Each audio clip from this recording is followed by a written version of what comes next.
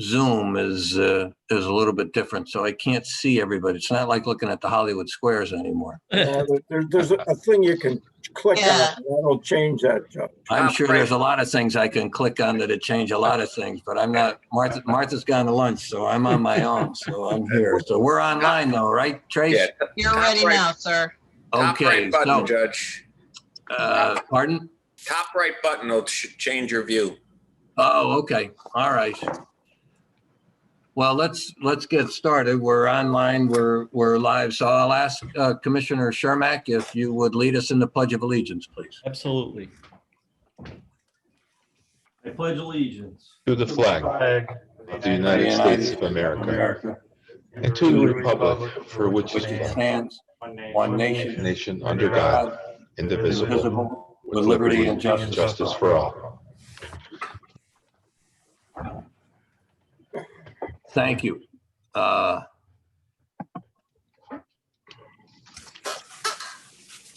There, now I have everybody. Thank you, Mark. That was very helpful. Okay, so we'll call the meeting to order. Commissioner Domenick is coming, but she's not with us. Is that it, Tracy? Correct. Okay. And everybody else is here. Attorney Ruggiero is here. Attorney Solfanelli is here. Warden Betty is here. So we have a quorum, so let's go forward. And first thing is the approval of the minutes for last month's meeting. I trust everybody had an opportunity to review them. And if so, I'll entertain a motion to approve them. So moved. Second. We got a second on the question. All in favor? Aye. Any opposed? The ayes have it. So we'll, the minutes of the August meeting are approved. So we do have some, there's Commissioner Domenick. Welcome. Hello. Sorry. You're all right. You're all right. I have a 3-4 leak and a plumber here currently, so I was dealing with that. Okay. You have something with ears over your shoulder too. I'm not sure what that is. So doesn't look like a plumber can take care of that. I'm not sure. Okay. As long as you're aware of it, we're all good.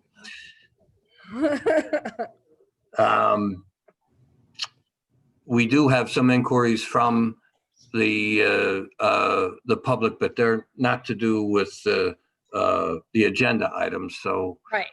we'll skip to the motions, and I know Tracy sent around the payables.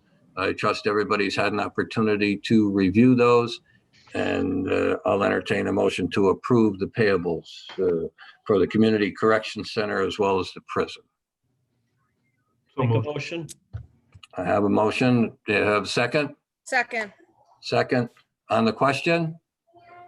All in favor? Hi. Aye. Any opposed?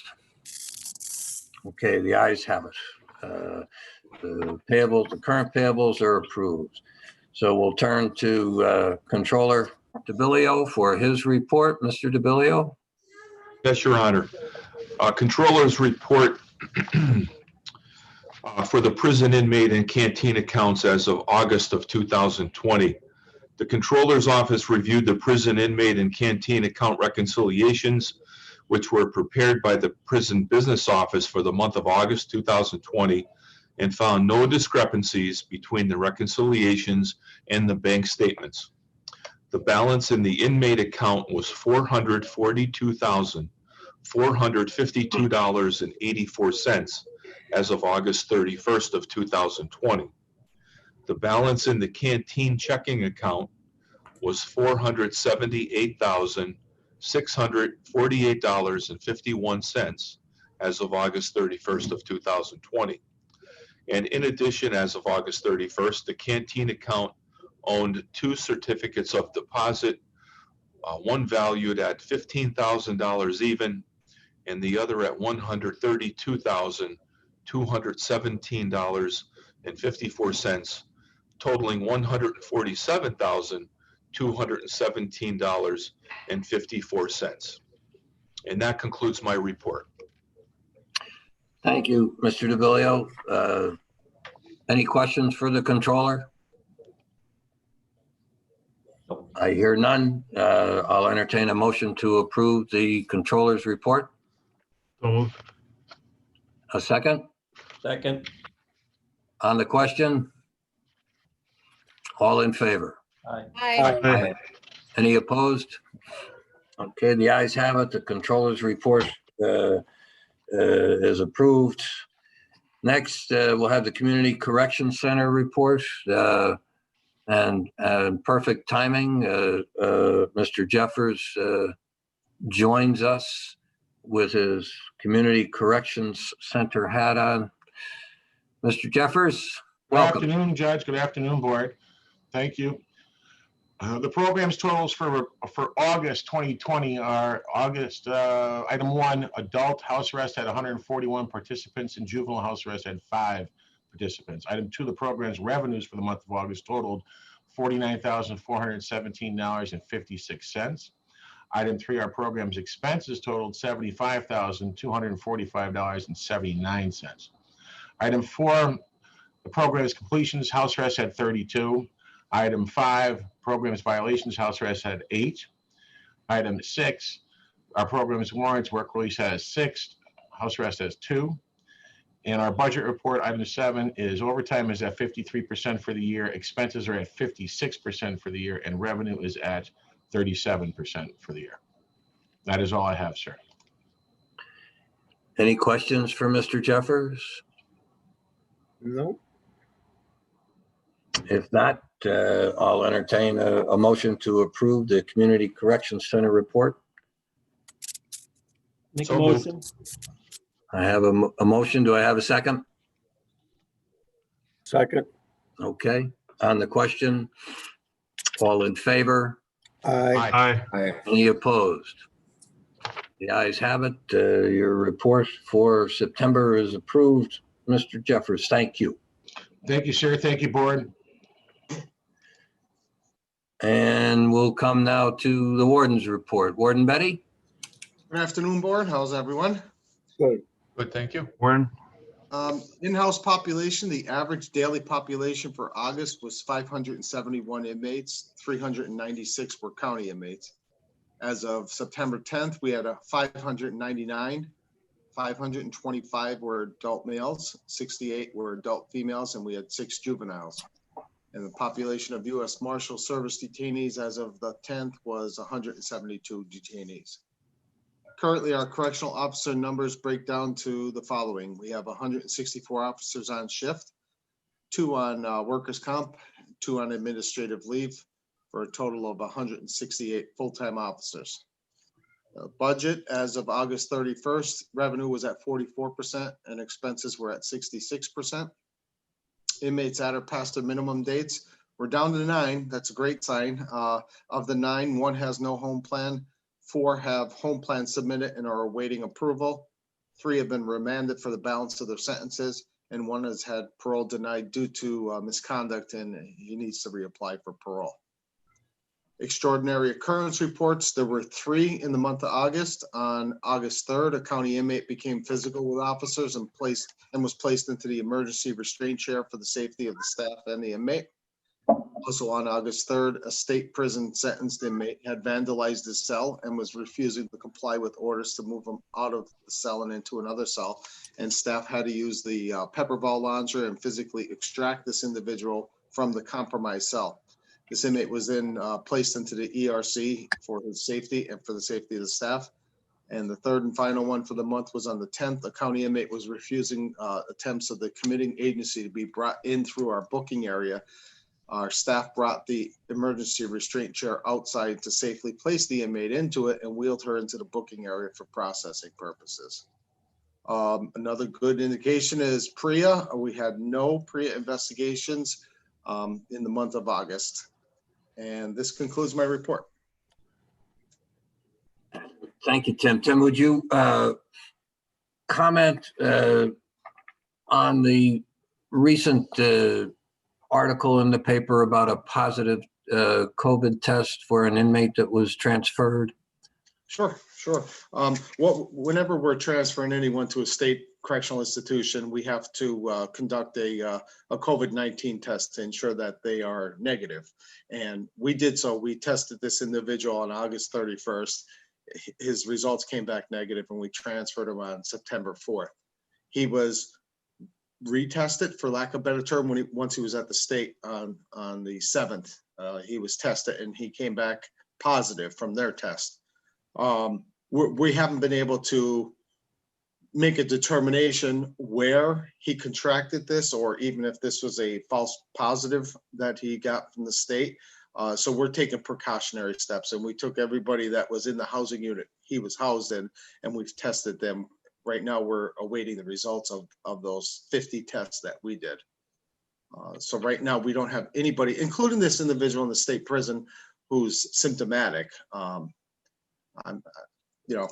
Again, I don't know if it's a false positive or what the deal is, but I can tell you we don't have anybody here symptomatic, and as of yet, we don't have any of the test results back. Did you lock down the unit? Yeah. To quote ESPN, we put them in a bubble. They're self-isolated. All 50 individuals are still allowed out of their cells together as a cohort group, so that they're not completely locked down and isolated. But their housing unit is quarantined from the rest of the facility. And they were all tested? Yeah, we tested them all on Saturday. And staff? We don't have any staff with any symptoms. We haven't tested any staff yet because we don't have any confirmation of any positives. If there's positives and there are staff members who have symptoms, then they're more than welcome, obviously, to get tested. But right now, there's nobody with symptoms. Okay. And he wasn't transferred by any of our people, right? He wasn't transported? No, he was state parole agents transported him from here to a state correctional institution. Okay.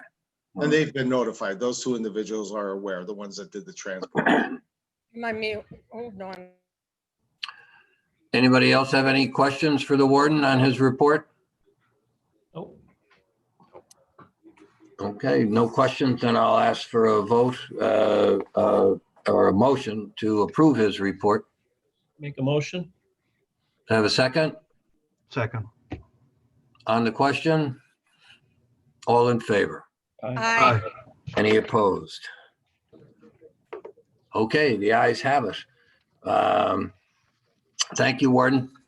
Thank you. Thank you, Warden. Now, we had two emails.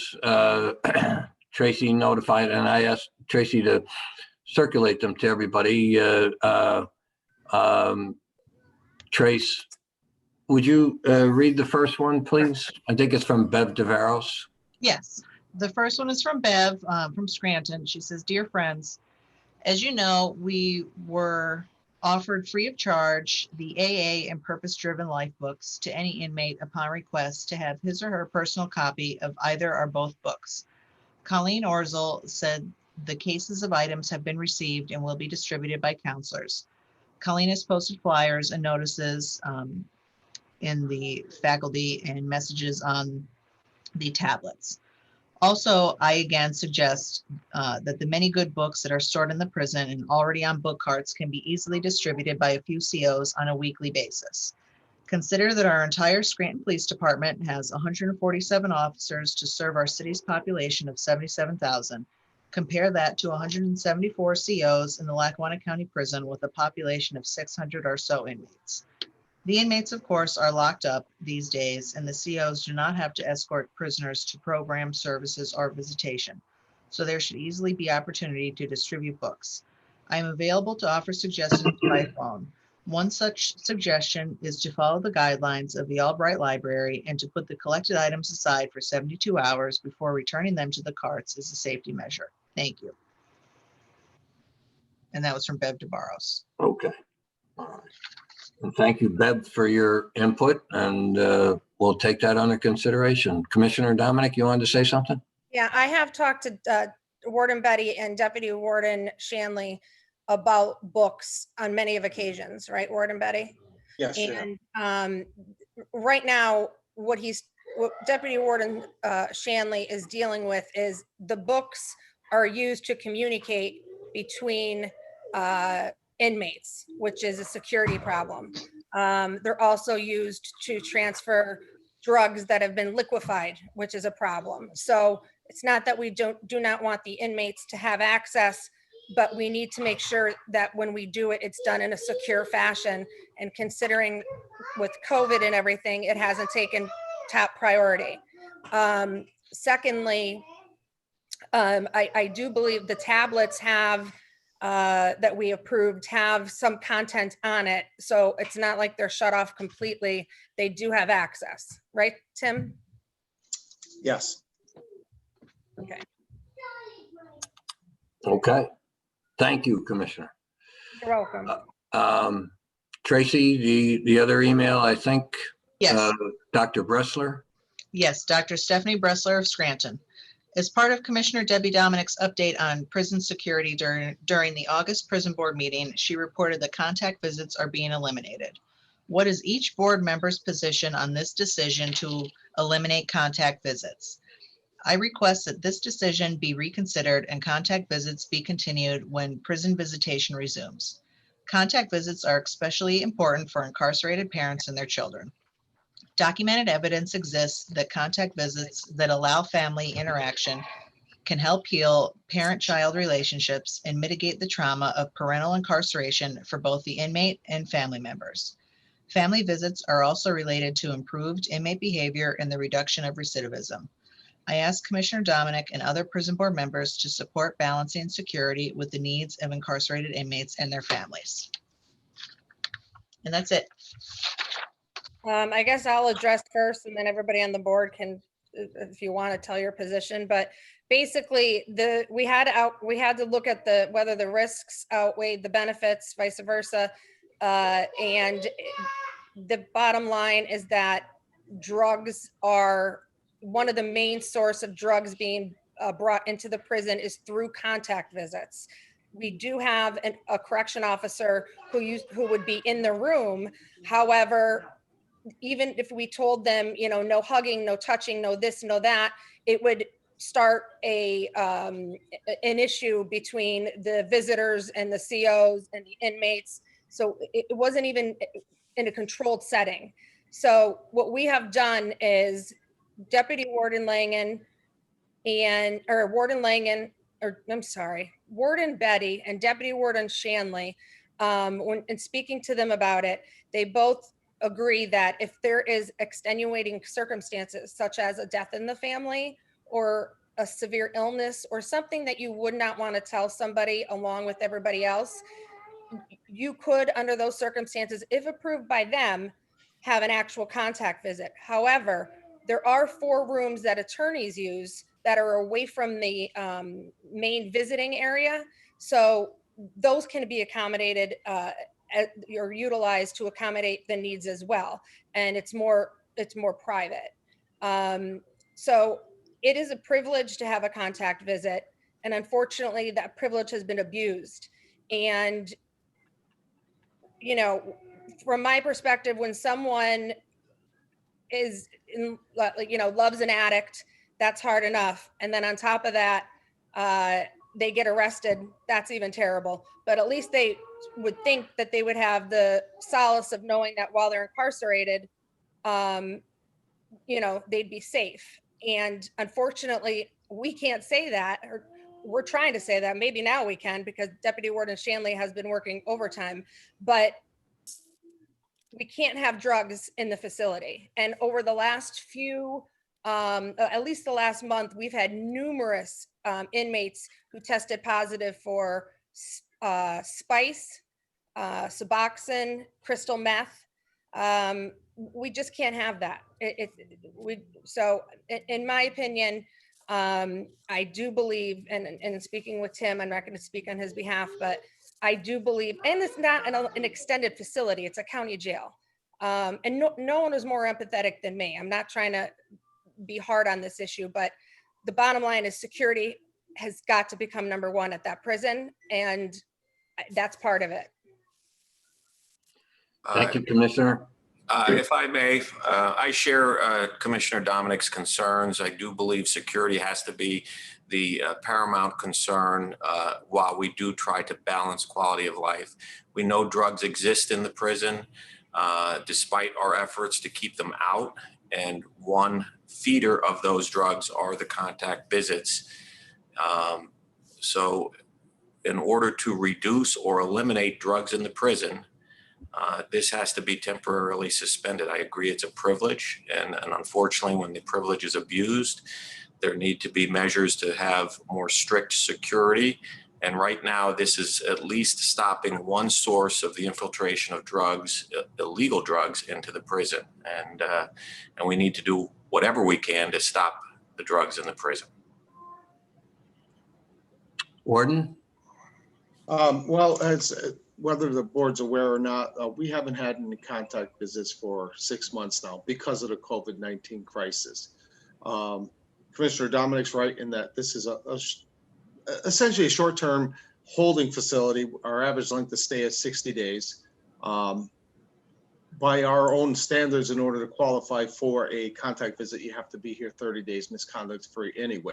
And of course, DA Powell is also right in that it's an avenue. It's an avenue for the introduction of contraband into the facility. We've been able to shut that avenue off now for 6 months. We still are going to offer visits, the court-ordered ones. You know, we have children and youth services, and when there's a judge ordering a visit, of course, we're going to comply with the court's orders.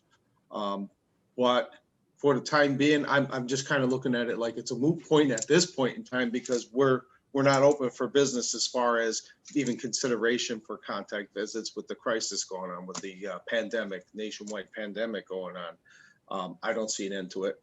I hate to be Mr. Doom and Gloom, but it's only going to get worse. And we're prepared to continue on what we've been doing, and we haven't had contact visits for almost 6 months.